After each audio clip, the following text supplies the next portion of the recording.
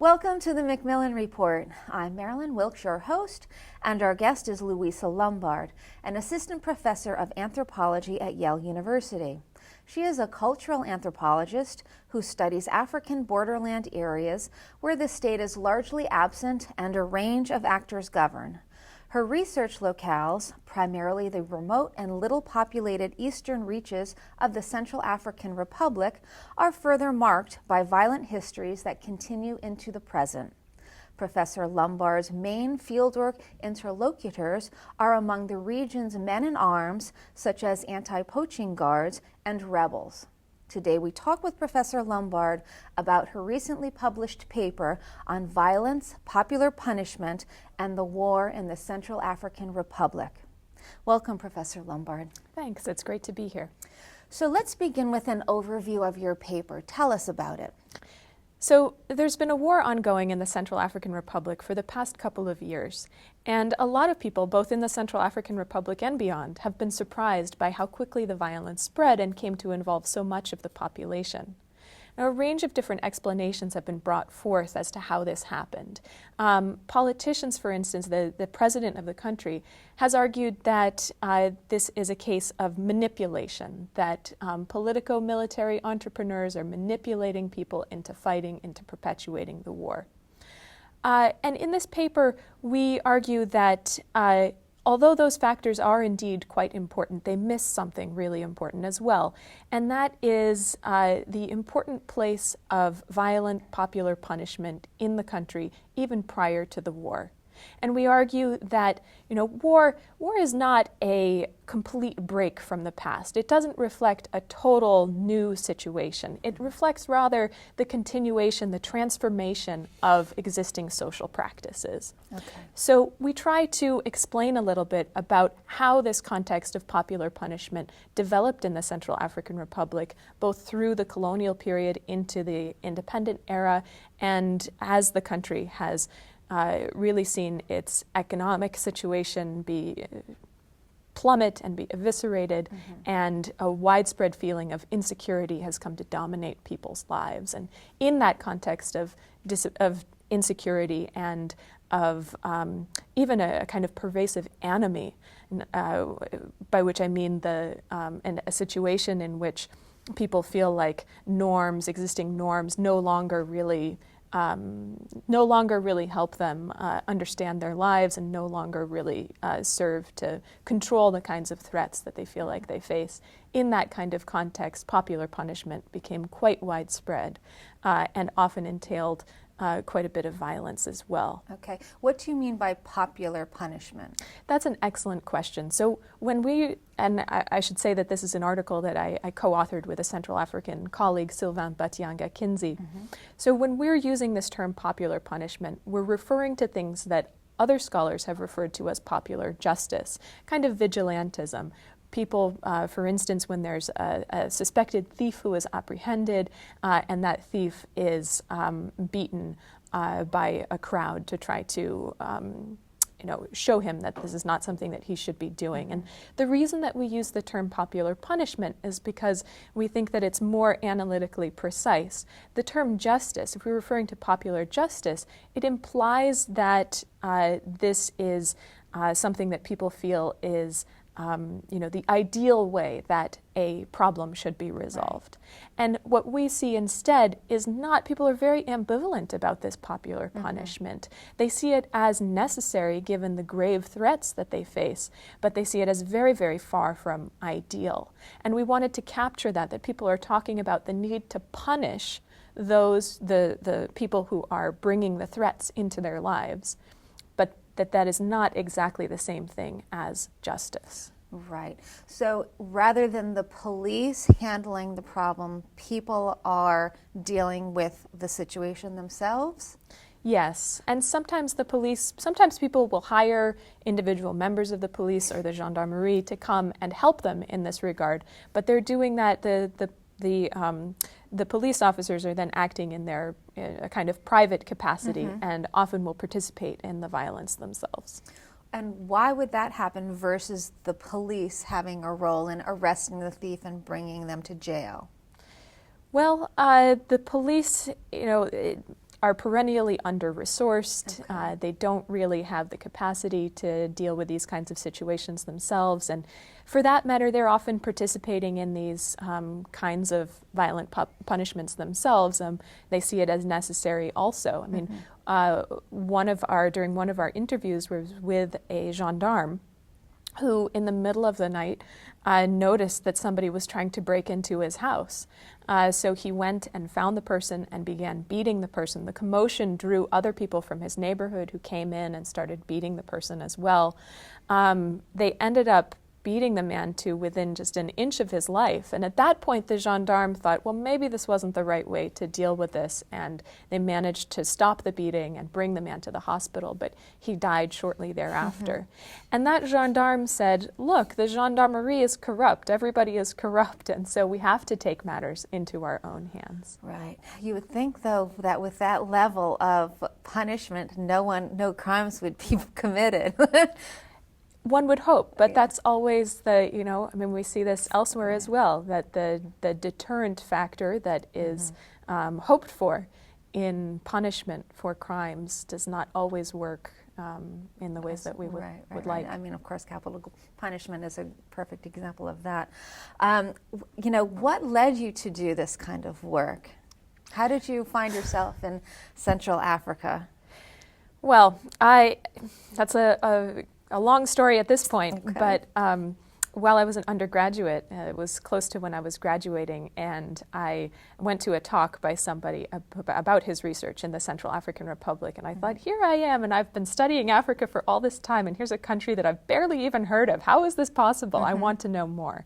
And so I got to know that man and ended up working for him. He became the managing director of a research institute called the Small Arms Survey, and I went to the country a number of times working for them, doing research on the social impacts of having guns pretty widespread in the society. Now, that was before the war broke out or just about during? Yes. So I should clarify a little bit there. There's been a lot of conflict in the Central African Republic over the last 20 years or so. It's intermittent. It'll happen in different parts of the country at different times. It's only in the last couple of years that we've seen a real qualitative shift, and it's become a situation that I would describe as war. And who is the war between? I mean, is it more political based, more religious based, a combination? So that's an excellent question. If you read newspaper articles about what's going on in the Central African Republic, they'll often say that there are two main groups, that there is the Seleka Rebel Alliance and that there's the anti-Balaka rebel group. The problem with that way of thinking about what's going on in the country is that having these two names for the different the opposing sides masks the fact that what we have here is not two groups with a kind of organized hierarchy and structures of command and objectives and all of that. Instead, we have two very diffuse processes of violent mobilization that are in many cases happening on a kind of village basis. And so it's a much more diffuse and widespread process of mobilization than a lot of the more journalistic accounts might lead you to believe. Now, this is one of the reasons why it's been so hard to draw the fighting to an end. It's because there aren't two people, one person on each side who you can have sit down together and talk through a peace process, and then they tell their subordinates and their subordinates tell their subordinates, now it's time to stop. Right. Instead, again, this is a much more non-centralized kind of war in which people are fighting over things that in many cases are reflect sort of long-standing localized tensions more than they do any kind of grand political objective. And how large of an area are we talking about, and how many people are involved? Well, that's a difficult question, for one thing, just because it's very difficult to obtain information about what's going on in areas outside of the capital. At this point, things have been calming down. The UN just deployed a peacekeeping force to the Central African Republic just 2 days ago. So the violence is at a lower point at this point, but it has involved I would say, the southwestern part of the country, the northwestern part of the country, the northeastern part of the country. Really, the only area that has been largely spared is the southeastern corner of the country, which is just very hard to get to and has its own dynamics of conflict. It's one of the areas where the Lord's Resistance Army is believed to be hanging out. So. Wow, okay. I'm curious about, how the methodology to write the article. How did you do it? I mean, it seems like it would be somewhat difficult to get all of the information you need based on what you've said. So how did you go about writing it? Well, how did we go about writing it, or how did we go about doing the research? The research. So I'm an anthropologist, so I do ethnographic field research, and that involves a lot of, deep hanging out, getting to know people, spending time with them, observing, participating in their lives, and then also doing interviews and trying to find out what the sources of social tension are. And this article is really the product of a very long engagement with the Central African Republic. How long? And so I've been going there since 2003, so over 10 years at this point. Wow. And I wanted to, I felt like a lot of the people who were trying to explain what was going on in the war over the last 2 years were acting as if prior to the outbreak of war in 2012, there had been a kind of peaceful baseline. And so I wanted to draw attention to the fact that I had observed a lot of violence over my decade of getting to know people in the country, and that this is something that I think is troubling and needs to be addressed. In spending so much time there, were you ever fearful for your own life as a woman and as a white woman? That's a question that I get asked a lot. The short answer is no, I was not. The longer answer is that through the years I've built up a network of people I trust, and I ask them what it's safe for me to do, what I should avoid doing, what's going to arouse suspicions, and I listen to them and I follow their advice. Okay. And so if somebody who, whose hospitality I would be relying on says, no, don't come here right now, don't come to this town, then I listen to them and I don't go there, and I'll go somewhere else, because I'm really interested in trying to better understand dynamics of conflict, how they work, how it happens, all of these kinds of things. But I'm not interested in getting myself into situations that I can't get myself out of. And I think that my method, the ethnographic method in some senses is helpful in this regard, because I know that in order to do effective research, I have to be able to rely on trust from my interlocutors. And if I'm going into a situation where tensions are just too high, then I'm not going to be able to do that anyway. So better to save my energies for places where I can do my research more effectively. Okay, well, let's talk about some of your findings in your paper. Tell us about, some of the conclusions that you come to. So in the conclusion of the paper, we argue that, again, this is coming out of my experience both doing research in the country and then also providing briefings and other kinds of things for different members of international agencies that are trying to stop the violence and build peace in the country.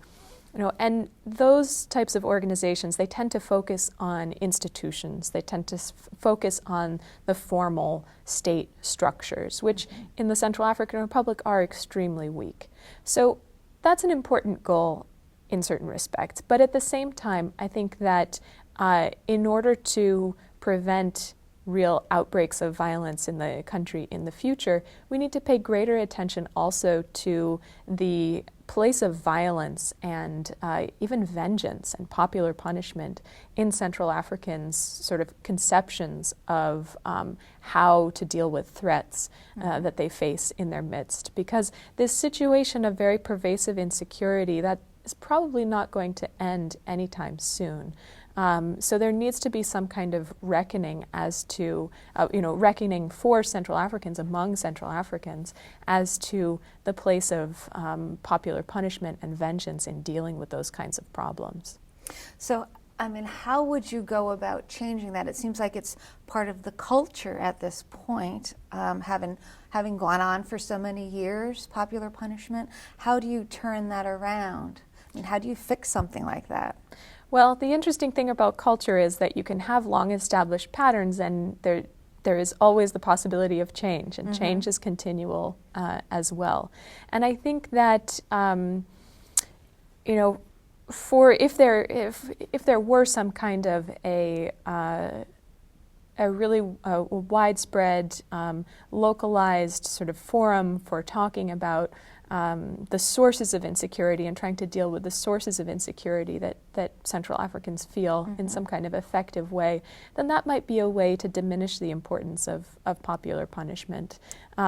Doing that in concert with trying to support the state security sector in ways that will help them to be more accountable to people and more effective in dealing with the threats that people feel like they are facing, which primarily have to do with theft and witchcraft. Really? Yeah. I was going to say, is food an issue, or lack of jobs, that kind of thing? But that's absolutely an issue as well. Okay. But it all happens in a context in which the forces of the occult, the kind of invisible world, are seen as playing a really important role in people's lives, and a really dangerous role in people's lives. That is fascinating. I had no idea that was an element. So tell us a little bit more about that. Historically, has that been the case there? Yes, it has historically been the case there. I mean, it's always, talking about witchcraft in Africa is a really fraught thing to do, because when we hear the word witchcraft, we think, women wearing black pointy hats and Halloween and all of that kind of stuff. The Western version. We assume that that's what we're dealing with in Africa as well. And instead, it's more... It more has to do with the fact that people understand there to be a visible world that we can see and observe, and then also an invisible world where there are forces that we can't control, and that those invisible world forces are also having a really important impact on the ways that are the sort of vicissitudes of our lives. And are there some people who are said to have some control over that other world?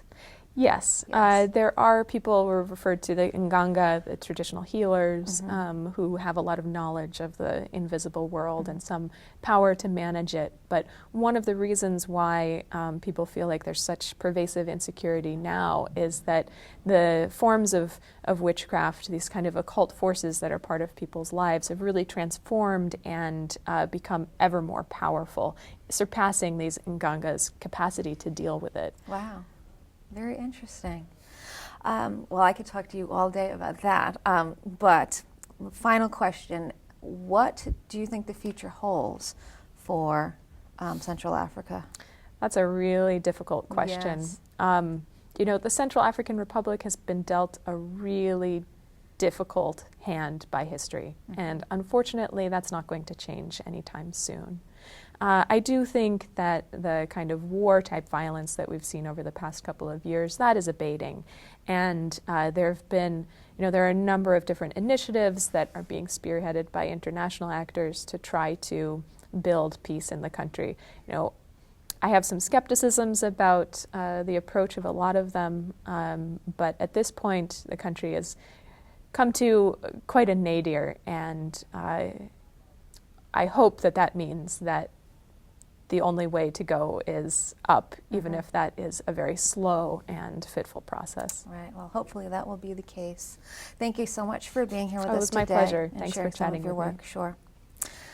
For more information about Professor Lombard and her work, please visit our website at yale.edu/Macmillan Report. Be sure to join us again for another episode of the Macmillan Report, made possible through funding from the Whitney and Betty Macmillan Center for International and Area Studies at Yale.